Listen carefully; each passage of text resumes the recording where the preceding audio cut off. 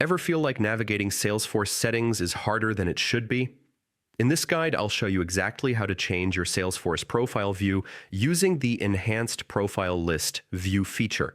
It's quick, it's simple, and by the end, you'll have a cleaner, more efficient layout to work with. Start by opening your browser and heading to the Salesforce site you typically use. This could be your regional version like Salesforce Asia.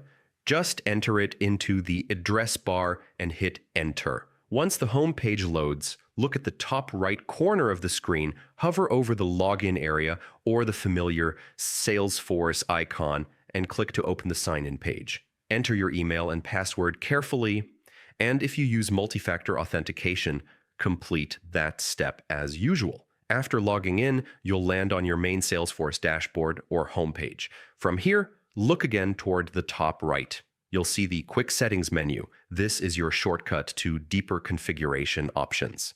Click on it and select Open Advanced Setup. Now you're in the Advanced Setup area. On the left or near the top, you'll spot the Quick Find box, sometimes labeled as a search bar. Type User Management into that box. A list of matching options will appear. Click on User Management Settings. Inside these settings, scroll or scan for a feature called Enhanced Profile List Views. This option is what transforms the way you view and manage user profiles. Once you see it, toggle the setting on. That's it.